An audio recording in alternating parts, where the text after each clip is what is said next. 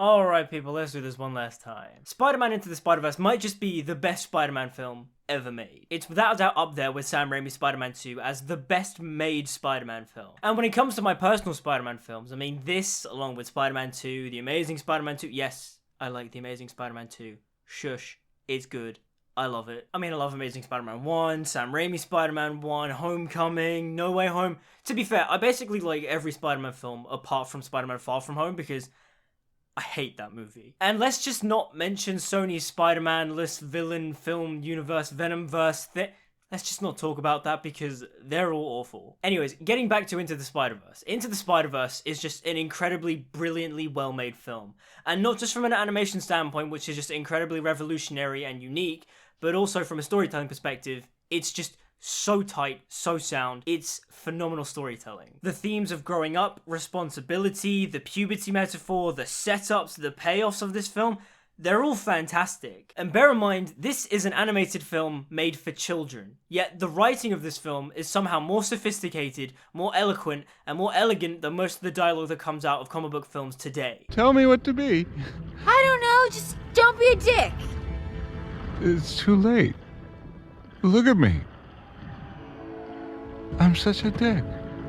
It's never too late to stop being a dick. This film might just be one of the best representations of Spider-Man ever, period. This, alongside, say, Spider-Man the Animated Series from the 90s and Spectacular Spider-Man, might just be one of the best representations of Spider-Man ever. I mean, that opening sequence of Chris Pine's Spider-Man narrating is literally just the perfect summary of what the character of Spider-Man is all about. So no matter how many hits I take, I always find a way to come back. And when it comes to Miles Morales, this film reinvents the character in a spectacular way. Ha, Spider-Man pun. You can hear a bunch of those in this just because, I mean, come on, man. What adjective has not been applied to Spider-Man at this point? I mean, this film is just web of. That's stupid, that's dumb. But yes, when it comes to Miles Morales, this film just elevates the character from his comic book counterpart. Because, I mean, let's face it, as cool as comic book Miles Morales is, he is kind of just a reskin of Peter Parker with a few minor differences. Like, he has parents, he has a friend who knows he's Spider-Man so he can confide in him, his uncle is the Prowler, etc. Like, he is Peter Parker, but he isn't at the same time. So what I do find funny is that if you look at comic book Miles Morales, he kind of is just MCU Peter Parker, or more like MCU Peter Parker is kind of like comic book Miles Morales. I mean, he goes to a special science school, he has a best friend who knows that he's Spider-Man. I mean, come on. Ned in the MCU is basically just Gonk Lee. Ganky? I've actually never been able to say his name properly. I don't think I've ever actually, like, looked up how to say his name. Ganku. So apparently that's, like, the proper Korean pronunciation, maybe? Gank. So that is the Hong Kong and the Mandarin versions. So it depends. Where is the Gank actually from? Is he from the Philippines, like Ned is in the MCU? Or I don't know. Anyways, getting back to Miles Morales and Into the Spider-Verse. Whilst he retains a lot of the elements of his comic book counterparts, which I just described to you, he's also been given extra characterization to help just elevate the character and make him feel more unique and more like his own thing, rather than just being a reskin of Peter Parker. The idea of making Miles a rebellious street artist is just a brilliant idea. The idea that Miles Morales loves art so much that when it comes to him creating his own Spider-Man suit, he isn't just putting on a suit of Peter Parker's and going, yeah, I'm Spider-Man. It comes from a character place to add in the black and the red and to spray paint it all together. When he builds that suit, it's so just impactful and like emotionally fulfilling because you go, yeah, this suit is made out of love from Miles. This suit is inspired by Miles, and it's made for Miles. He isn't just trying to copy Peter Parker, he's trying to be his own Spider-Man, which I think is a much more impactful and a better change than his comic book counterpart. Because in the comics, he kind of just gets gifted the suit by Nick Fury and goes, here you go, here's a black and red suit because, yeah, you're Spider-Man now. And it's like, oh, okay. So Miles doesn't really get input in the design of that costume. Shameik Moore is also just perfect as Miles Morales. His voice is the voice I hear now when I think of Miles Morales in the comic books. Donald Glover did a great job in that episode of Ultimate Spider-Man, but when I think of Miles Morales, when I try to imagine his voice, I just imagine Shameik Moore, because his voice is just perfect. He's also got that really youthful innocence to his voice, but he can also be incredibly powerful with it too. And also, I love that little thick Brooklyn accent he does when he's talking to his dad at the end just to disguise his voice. Thank you for your bravery tonight, officer. I love you. Honestly, I would have no problem if Shameik Moore was to ever portray Miles Morales. Obviously, they'd have to age up Miles Morales and just say, yeah, he's like a young adult Miles Morales. But if they aged up Shameik Moore and had Shameik Moore play Miles in live action at some point, I would be so down for that because he's just perfect. Now getting on to Jake Johnson as Peter B. Parker. I think Jake Johnson might just be probably one of the best portrayals of Peter Parker ever. In live action, my favorite is Andrew Garfield. I've always loved Andrew Garfield. And when it comes to the animated cartoons, Christopher Daniel Barnes is just iconic, but also Josh Keaton as well. Like, it's a toss-up between those two. But Jake Johnson is definitely on my Mount Rushmore of Peter Parker portrayals because he's just perfection. He just captures every essence of Peter Parker's personality from the comics. Like, when I watched this movie, I was like, oh, this is literally comic book Spider-Man actually done properly. Because as much as I love Andrew and Toby and Tom, whilst they have elements of comic book Peter Parker, they aren't Jake Johnson. Like, as much as I think Andrew Garfield is probably the closest to comic book Peter Parker in live action, Jake Johnson's characterization is just more true to the comics. He's got that pessimistic, optimistic outlook on life. Like, Peter Parker's personality in the comics is very difficult to explain, which is why I don't like the oversimplification of things like, he's a happy-go-lucky kid. Like, when Tom Holland said that, I was like, no, he isn't. He can be at times, but no, he's not. And then when people think Peter Parker is just a depressed loser all the time, that's also not the case too. Peter Parker is a normal person in the sense of that he has his good days and his bad days. He overall is an optimist. He believes that things can change and that people deserve redemption and things can get better. But also when life gets in the way and things get worse for him personally, that's when his mindset starts to shift and he becomes more pessimistic and negative. There's probably some like fancy psychological analysis you can do on Peter Parker as a character, but as of right now, I like to call him a pessimistic optimist. Jake Johnson's Peter Parker is also just incredibly tired all the time, which is just a very Peter Parker thing. He's very witty, he's very sarcastic, he's got a dry sense of humor, he's very aloof, but also when push comes to shove, although he is kind of a goofy character at times, he also can be an incredibly powerful and strong leader. Also, the little montage that introduces him is just perfect, and in many ways, it is the perfect summary and characterization of what Peter Parker is. It has that perfect balance of being funny, but also tragic. Also, Jake Johnson's voice just screams tired adult Spider-Man, and I love it so much because Peter B. Parker in Into the Spider-Verse is what comic book Spider-Man should be. None of this bullshit that happened after One More Day where Peter Parker is now just perpetually stuck as being a mid to late 20s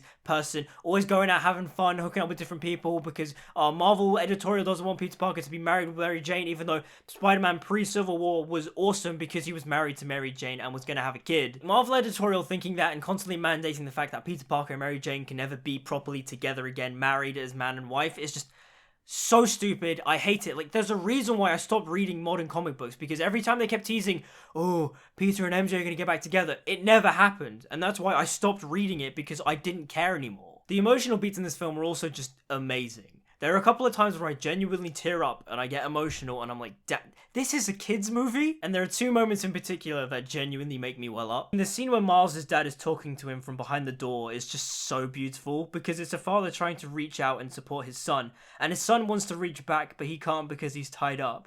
And then just it leads into the beautiful payoff with the What's Up Danger sequence, which is just mwah. And then there's the moment at the Collider where Miles outmaneuvers Peter, grabs him by the chest and makes him go home. Just, oh my god. How do I know I'm not gonna mess it up again? You won't. Right. Hate to leap of faith. Oh my god. You sit. And then that's followed by the. Not bad, kid. It hits me, man. Like, that feels like something Uncle Ben would say to Peter. Like, Peter B finally takes on that mentorship role and it has, like, you know, fully taught my. In fact, it kind of reminds me of the last panel of Ultimate Spider-Man issue 160. It's the one where Peter Parker dies at the end, and he's, like, in heaven with Uncle Ben, and Uncle Ben's like, oh, you did good, kid, you did good. Oh my god. I love this movie, man. Like, this is a kid's movie? Hailee Steinfeld as Gwen Stacy is awesome. Now, in comparison to the love of my life, Emma Stone is still just the best Gwen Stacy. She'll always be the best live-action Gwen Stacy. There's, like, no one I can genuinely imagine that could be a better fit for Gwen Stacy than Emma Stone. And as of right now, I don't know any actor that could probably outclass Emma Stone as Gwen Stacy. But Hailee Steinfeld does a very good job and is the second best Gwen Stacy. One of the cool details that I love is how in her introductory montage they keep the art style from her comic book run, which is just so unique and so cool, and it's one of the reasons why people love Spider-Gwen. Though I do have a couple of nitpicks with that montage, one being that when it shows us Peter Parker being the Lizard, the model of Peter Parker isn't like a younger looking Peter Parker that looks like Gwen Stacy's age. It just looks like the model for Peter B. Parker, and it's like, huh? That's a bit weird. And then also when she goes, okay, let's do this one last time. Now, the reason why that line plays a bit weird for me is that the okay people, let's do this one last timeline only really refers to the Peter Parker stuff because it's meant to be a wink to the audience of like, yeah, you've all seen the Spider-Man origin story like a bazillion times, so let's quickly wrap this up. With Spider-Gwen, for most of the general audience, she's a completely new character. They don't know her. So why is she going, okay, let's do this one last time, like the general audience knows about Spider-Gwen? Other than that, though, Hailee Steinfeld as Spider-Gwen, Ghost Spider, whatever the hell you want to call it, she's so cool. I've always loved the design of that character ever since she was introduced in the original Spider-Verse. She's awesome. And seeing that in animation and in motion is just so cool. I can't wait to hopefully get that in live action one day. Nicolas Cage as Spider-Man Noir is a fine, fun iteration of the character for this film. But as an adaptation of the comic book character, he's pretty unrecognizable. Like, Spider-Man Noir, most of my knowledge comes from Spider-Man Shattered Dimensions, where, you know, he's portrayed by Christopher Daniel Barnes. He's more, like, edgy and, like, yeah, I'm gonna kill Norman Osborn for killing my Uncle Ben. Like, he's much more darker and sinister. But this version is kind of like a goofy 1940s, 1920s detective. Ah, yeah, we're gonna go beat up the bad guys. John Mulaney as Spider-Ham is cool. He's fun. Little cartoony Looney Tunes thing. Yeah, it's cool. Penny Parker is a fine addition, I guess, but I feel like it could have been any other Spider-Man variant just because, like, Penny Parker, I guess, is just here to appeal to, like, the anime lovers and the weeaboos, I guess. Like, to me, she doesn't really add anything to the film. I mean, she's a cool character. I just didn't personally care for her that much. Like, the design and stuff is cool. The whole, like, spider in the mech suit.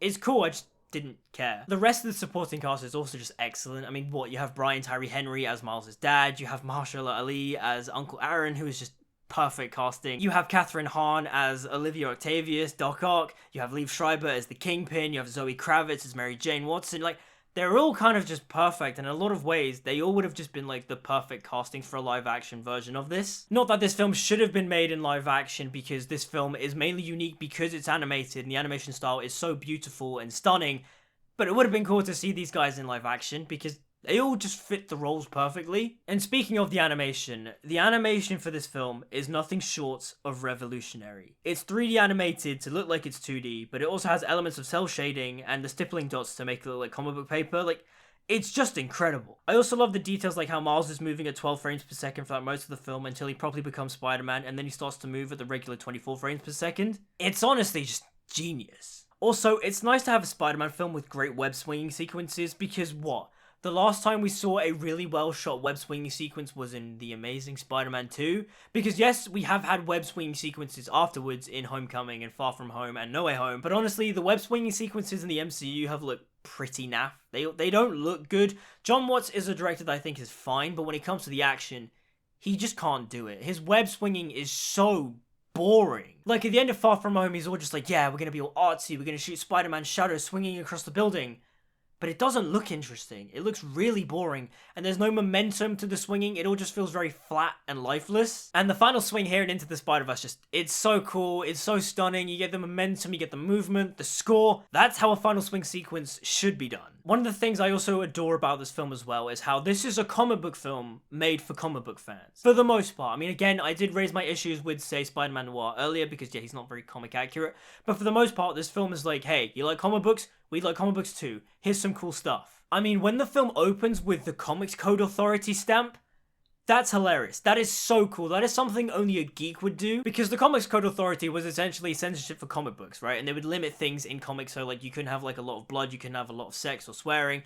So having that just appear on the film was genuinely hilarious. It honestly puts things like the MCU and the DCU to shame in terms of revering and loving and honoring its source material, because this film, you can tell it's made by Spider-Man fans who love Spider-Man. And that's something I think is kind of a problem with a lot of the MCU stuff. The people they have in charge don't really love the characters and they don't love the material as much anymore. They're just people hired to do a job, and it's like, I don't like that hiring practice. I think you should hire the best people for the job, but also make sure that they have some kind of like semblance and love and respect, because things that are made out of love and passion tend to be the best made things, like this film. There are also a couple of like speculatory niche comic book references that I've picked out in this film. Like, the pink-haired girl who says that she misses Miles is modeled exactly like Kitty Pryde from the Ultimate Comics, which I think is really cool, because that was when I started to really read Miles Morales. I started picking up the Ultimate Spider-Man run when Kitty Pryde is introduced and we find out that, you know, she's a Hydra agent and all that kind of stuff. Also, in the scene where Miles is dragging around Peter B. Parker's unconscious body, there's a part where they hit a kid and a balloon flies into the sky. Now, you think, how is that a reference to something? If you've played the Ultimate Spider-Man video game, right, there's a whole thing where like a kid will drop a balloon and you have to get the balloon and give the balloon back to the kid. So is that a reference to that in this film? Because if so, that is awesome. The soundtrack for this film is great. I mean, what, Post Malone, Sunflower, What's Up Danger, the whole soundtrack by all the, like, the famous artists are all great songs, but to me, the actual score by Daniel Pemberton is nothing short of phenomenal. I absolutely love and adore this Spider-Man theme. Also, the hip-hop and synthetic type beats he adds to the score, like the it very much reminds me of the score to the Ultimate Spider-Man video game on the PS2, because that score for that game is incredible.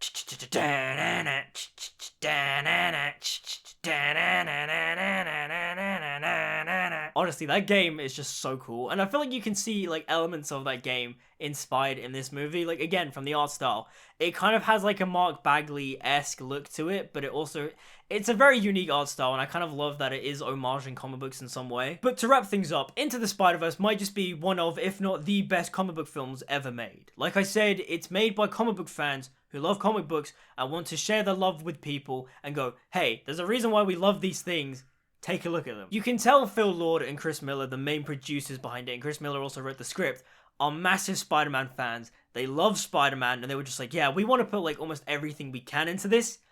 And because of that love and reverence for Spider-Man and his mythology, this film is just spectacular. But comic book references and love for the source material aside, the overall writing for this film is genuinely so powerful, so emotional. There's a reason why you get emotional, because all the setups and the payoffs are just so thematically resonant, and they all pay off spectacularly. I mean, just every frame of this film oozes love for Spider-Man, oozes love for cinema, oozes love for storytelling. It's just phenomenal. If Across the Spider-Verse and Beyond the Spider-Verse are just as good as this film, then we might just have probably the best comic book trilogy ever made. Do you know what? It feels nice to talk about Spider-Man on the channel again. I haven't done that in a good long while. I think the last time I properly spoke about Spider-Man was what? No Way Home? I think? Because, like, I hadn't talked about Morbius. Yeah, no, I think the last time I probably talked about Spider-Man on this channel was No Way Home, which is kind of nuts. But those are just my thoughts on Spider-Man Into the Spider-Verse. What do you guys think? I mean, for the most part, I'm pretty sure everyone loves this movie, but I don't know, there might be some like oddballs out there who think this movie's crap. But anyways, let me know what you guys think in the comments down below. Like, subscribe, follow on social media, all that good stuff. Until we meet again, I'll see you guys next time.